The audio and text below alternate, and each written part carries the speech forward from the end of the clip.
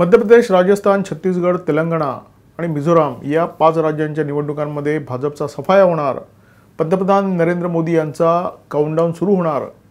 त्याच्यानंतर पुन्हा एकदा देशामध्ये कडबोळं सरकार येईल आणि आपलं दुकान सुरू होईल.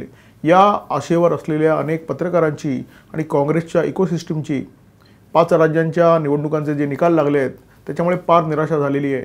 आणि या लोकांचा तडफडाट प्रचंड आहे, निराशा प्रचंड आहे. आणि हा तडफडाट ज्या प्रकारे ते व्यक्त करतायत ते अत्यंत मनोरंजक आहे.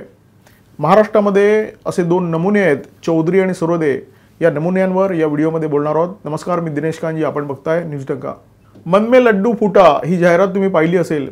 तशाच प्रकारची काहीशी मानसिकता देशातल्या अनेक मान्यवर पत्रकारांची झालेली. आणि या पत्रकारांना पूर्णपणे विश्वास होता की या निवडणुकीमध्ये भाजपचा सफाया होणार, काँग्रेसला अच्छे दिन येणार आणि आपलं दुकान पुन्हा एकदा सुरू होणार. राजकारणात गेलेला पत्रकार आशुतोष, ज्याने आम आदमी पार्टीमध्ये प्रवेश केलेला, दीपक शर्मा, पुण्यप्रसून वाजपेयी, अशोक वानखेडे अशा अनेक पत्रकारांची नावं घेता येतील. म्हणजे थोडक्यात खान मार्केट गँग आणि लुटियन गँग या संपूर्ण निवडणुकांकडे अत्यंत बारकाईने नजर ठेवून होत्या आणि त्यांना काहीतरी चमत्कार घडेल अशा प्रकारची अपेक्षा होती. या पत्रकारांच्या पोस्ट, त्यांचे ट्विट जर आपण निवडणुकीच्या पूर्वी पाहिले, या आशुतोषने असं भाकीत केलं होतं की राजस्थान, मध्य प्रदेश आणि छत्तीसगड ही तिन्ही राज्य काँग्रेसच्या पारड्यात पडणार आहेत. पत्रकार दीपक शर्मा यांनी अशोक वानखेडे याची एक मुलाखत घेतली. ती मुलाखत तर अत्यंत गमतीदार होती. त्या मुलाखतीमध्ये हा दीपक शर्मा अशोक वानखेडेला विचारतो की 2024मध्ये पुन्हा एकदा मोदी जर आले तर काय होईल. अशोक वानखेडेचं उत्तर अत्यंत गमतीदार आहे. पाकिट पत्रकारांची मानसिकता नेमकी कशी असेल त्या मानसिकतेवर प्रकाश टाकणारे उत्तर आहे. अशोक वानखेडे म्हणतात की जर 2024मध्ये पुन्हा एकदा मोदी आले तर देशाची घटना ते पार मोडीत काढतील, एक नवी घटना तयार करतील. आणि ते असंही म्हणतात की जर मोदी पुन्हा आले तर 2024ची निवडणूक ही देशातील शेवटची निवडणूक ठरण्याची शक्यता आहे. राजकीय पक्षांच्या प्रचार यंत्रणा अत्यंत हुशार लोकांच्या हातात असतात. यांचं ठरलेलं असतं 5 राज्यांच्या विधानसभा निवडणुकांमध्ये काँग्रेस जर जिंकली तर ही प्रेस नोट आणि जर हरली तर ती प्रेस नोट. राजकीय नेत्यांचं सुद्धा ठरलेलं असतं की जर पक्षाचा विजय झाला तर ही प्रतिक्रिया द्यायची आणि पराभव झाला तर ही प्रतिक्रिया द्यायची. विधानसभेच्या निवडणुकीमध्ये जर पराभव झाला तर काँग्रेसची प्रतिक्रिया निश्चितपणे ठरली होती आणि ती प्रतिक्रिया होती EVMच्या कृपेमुळे भाजपचा विजय झाला. काँग्रेसचे वाचाळ नेते दिग्विजय सिंग यांनी हीच प्रतिक्रिया दिली आणि काँग्रेसच्या तमाम तैनाती फौजेने त्याची री उडली. महाराष्ट्रामध्ये संजय राऊत आणि उद्धव ठाकरे दिग्विजय सिंग यांच्या पावलावर पाऊल टाकून बोलते झाले. त्यांनी सुद्धा EVMवर खापर फोडलं. राऊत आणि ठाकरे यांनी एकदा प्रतिक्रिया दिल्यानंतर त्या प्रतिक्रियांच्या बातम्या कशा करायच्या, एक नरेटिव्ह कसं सेट करायचं हे पत्रकारांना गेल्या 3-4 वर्षात चांगलं ठाऊक आहे. तर त्याच्यामुळे त्यांनी त्यांचं काम चोख केलं. पत्रकार आणि नेत्यांची अशा प्रकारे तगमग होत असताना निर्भय बनवाले जे चौधरी आणि सरोदे आहेत त्यांची प्रचंड गोची झाली. कारण विश्वंभर चौधरी यांनी एक पोस्ट टाकली होती की द्वेषाचा पराभव होईल, प्रेमाचा विजय होईल. झालं सुद्धा तसंच, प्रेमाचाच विजय झाला. परंतु विश्वंभर चौधरी मात्र तोंडावर आपटले. हे निर्भय बनवाले महायुती सरकार आल्यानंतर अचानक कुठून प्रकटले असा प्रश्न अनेकांच्या मनात आहे. कारण महायुती सरकार आल्यानंतर यांचं अस्तित्व जाणवू लागलं. महाविकास आघाडी सरकारच्या काळामध्ये हे गायब होते, यांचा अतापता नव्हता. केतकी चितळे, कंगना राणावत, स्वप्ना पाटकर अशा अनेक महिलांना लक्ष करण्यात आलं. सरकारी यंत्रणेचा दुरुपयोग झाला. उद्धव ठाकरे कोरोनाचा संपूर्ण काळ घरी बसून होते. याच काळामध्ये सचिन वाझे आणि अनिल देशमुख सक्रिय होते. संपूर्ण राज्य ठप्प पडलेलं असताना मडमध्ये अनधिकृत स्टुडिओ बांधण्याचं काम जोरात सुरू होतं. त्याच्यामध्ये आदित्य ठाकरे आणि सरकारचा एक मंत्री असलम शेख याचा सहभाग होता. हे विश्वंभर चौधरी आणि असीम सरोदे तेव्हा नेमकं काय करत होते असा प्रश्न अनेकांच्या मनामध्ये आहे. याच काळामध्ये अनेकांना घरात घुसून मारहाण करणे, कांदिवलीमध्ये एका नौदलाच्या अधिकाऱ्याला मारहाण झाली. काही लोकांचं टक्कल करण्यात आलं. एका भाजपच्या पदाधिकाऱ्याला साडी नेसवण्यात आली. तेव्हा या सरोदे आणि चौधरींना लोकशाहीची गळचेपी होते, अराजक माजलंय, याचा साक्षात्कार का नाही झाला असा प्रश्न अनेकांच्या मनात आहे. महाराष्ट्रामध्ये अनेक पुरोगामी पत्रकारांचे, पाकिट पत्रकारांचे ग्रुप आहेत जे कधी काळी काँग्रेसचे लाभार्थी होते. या ग्रुपमधून सातत्याने एकच काम सुरू असतं, पंतप्रधान नरेंद्र मोदी यांच्या विरोधात गरळ ओकणं, भाजपवर टीका करणं आणि या सरकारमध्ये काय खोट आहे हे सतत सांगण्याचा प्रयत्न करणं. अर्थात ही माहिती खरी असते असं मानण्याचं काही कारण नाही आहे. ही मंडळी फक्त गरळ ओकण्याचं काम करत असतात, स्वतःचा कंड शमवण्याचं काम करत असतात. पुढे खाजवून अनेकांना जो आनंद मिळतो त्या आनंदासाठी हे व्हॉट्सअप ग्रुप निर्माण करण्यात आलेले आहेत. आणि हाच उद्योग जाहीरपणे करण्यासाठी निर्भय मनोची स्थापना झाली आहे की काय असा संशय महाराष्ट्रामध्ये अनेकांच्या मनात आहे। निर्भय मनोच्या निर्मितीच्या मागे आणखी एक कारण असण्याची दाट शक्यता आहे। गेल्या 2-2.5 दशकांमध्ये महाराष्ट्रातली जर पत्रकारिता आपण पाहिली तर आपल्या असं लक्षात येईल की तटस्थ पत्रकारितेच्या नावाखाली काँग्रेसच्या आरत्या वळणं आणि भाजपला ठोकणं हा अजेंडा अनेक ज्येष्ठ पत्रकारांनी आणि संपादकांनी राबवला। त्यातल्या एका ज्येष्ठ संपादकाला अलीकडेच काँग्रेसने खासदारकी दिली आणि दुसरा एक संपादक सध्या हाच अजेंडा राबवतोय आणि त्याचं लक्ष सुद्धा खासदारकीकडे आहे। पत्रकार अशा प्रकारे अजेंडा का राबवतात याची उकल जेव्हा लोकांना व्हायला लागली तेव्हा या पत्रकारांची आणि स्वाभाविकपणे त्या वर्तमानपत्रांची त्या माध्यमांची जी विश्वासार्हता होती ती पार बुडीत निघाली। जेव्हा माध्यमांचा हा तटस्थ अजेंडा लोकांच्या लक्षात आला आणि त्यांची विश्वासार्हता पार बुडीत निघाली तेव्हा या माध्यमांच्या नथीतून भाजपवर तीर चालवणं काँग्रेसवाल्यांना अशक्य झालं। मग त्यांना एक पर्याय हवा होता की ज्या पर्यायाच्या माध्यमातून भाजपला ठोकता येईल, संघ परिवारावर तीर चालवता येतील। निर्भय मनो बहुधा हा असाच उपक्रम आहे की काँग्रेसवाल्यांना वाटतं की यांची पाठी कोरी आहे, यांच्यावर कोणत्याही प्रकारचा शिक्का नाही आहे आणि यांच्या माध्यमातून भाजपच्या विरोधात गरळ रोखण्याचा कार्यक्रम आपण व्यवस्थित चालवू शकतो। देशातील तमाम पाकिट पत्रकारांप्रमाणे ही निर्भय मंडळीसुद्धा भाजपच्या पराभवाची आशा बाळगून होती। भाजपचा सुपडा साफ होईल आणि काँग्रेसच्या विजयोत्सवामध्ये आपण नाचू, लोकशाहीचा विजय झाला अशा प्रकारच्या घोषणा देऊ, अशा आशेमध्ये अशा भ्रमामध्ये ही सगळी मंडळी होती। विश्वंभर चौधरींची पोस्ट मी तुम्हाला सांगितली की द्वेषाचा पराभव होईल आणि प्रेम जिंकेल अशी पोस्ट त्यांनी टाकलेली आणि चौधरी तोंडावर आपटले।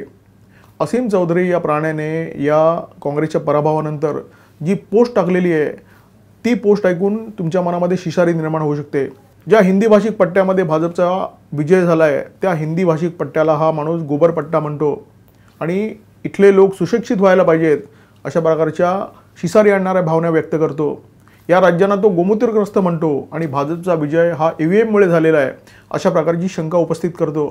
म्हणजे ही मंडळी किती काँग्रेसला धार्जिणी आहेत, देशातल्या लोकांच्या विचारशक्तीला आणि त्यांच्या निर्णय क्षमतेला हे किती हीन लेखतात, स्वतःला किती शहाणं समजतात आणि यांच्या मेंदूमध्ये कसे किडे वळवळ करतायत हे असीम सरोदे याच्या पोस्टनंतर लोकांच्या समोर अत्यंत स्पष्टपणे आलेलं आहे। या देशामध्ये पराभव झाल्यानंतर तो पराभव स्वीकारण्याची ताकद काँग्रेस पक्षामध्ये उरलेली नाही आहे आणि काँग्रेसने पोचलेली ही जी इकोसिस्टीम आहे त्या इकोसिस्टीममध्ये सुद्धा ही ताकद उरलेली नाही आहे। ही मंडळी सतत लोकशाहीच्या विजयासाठी, लोकशाही टिकवण्यासाठी आपण लढतोय अशा प्रकारचं आव्हान आणतात, परंतु ही लोकशाही देशातल्या ज्या लोकांच्यामुळे टिकलेली आहे, ज्या जनतेच्यामुळे टिकलेली आहे त्या जनतेला सुद्धा काँग्रेसच्या पराभवानंतर शिव्या घालायला ही मंडळी मागे पुढे बघत नाहीत। इतकी ही मंडळी नालायक आहेत, लोकशाही विरोधी आहेत आणि हुकुमशाही प्रवृत्तीची आहेत। असीम सरोदेची ही पोस्ट आहे ना, त्या पोस्टमध्ये तो स्वतः द्विधा मनस्थितीत आहे हे स्पष्टपणे दिसून येतं। जर त्याला EVMवर शंका घ्यायची होती तर लोकांना शिव्या घालण्याचं काहीच कारण नव्हतं, लोकांना गोबरग्रस्त आणि गोमूत्रग्रस्त म्हणण्याचं काहीच कारण नव्हतं, हिंदी पट्ट्याला दोष देण्याचं काहीच कारण नव्हतं।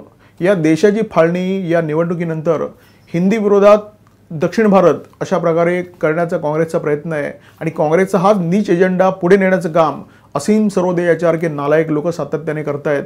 हा असीम सरोदे या राज्यांना गोमूत्रग्रस्त म्हणतो। भाजपच्या बाजूने कौल देणाऱ्या हिंदी भाषिक पट्ट्याला गोमूत्रग्रस्त म्हणायचं अशा प्रकारची हेटाळणी करणारा हा माणूस स्वतः ठाकरेंच्या मूत्राने ग्रस्त आहे का, राहुल यांच्या मूत्राने ग्रस्त आहे का अशी शंका आता अनेक लोकांच्या मनात निर्माण झालेली आहे।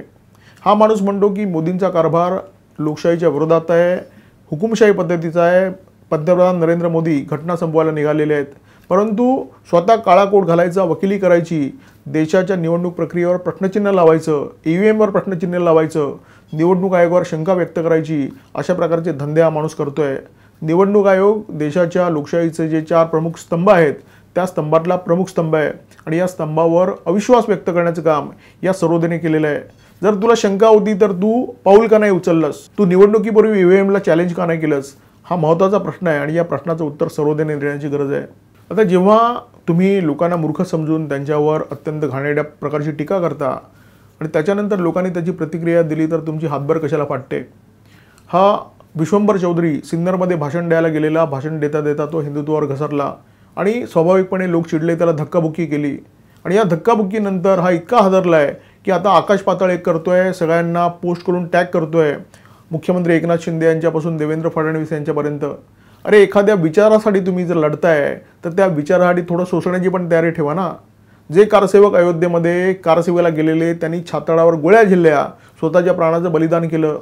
जो भाजप या राम मंदिराच्या साठी लढत होता त्या भाजपने 4 राज्य कुर्बान केली. त्या काळामध्ये भाजपची 4 राज्य काँग्रेसच्या सरकारने बरखास्त केली होती. जेव्हा तुम्हाला एखाद्या विचारासाठी लढायचं असतं, झुंजायचं असतं, तेव्हा थोडं सोसायची पण तयारी ठेवा.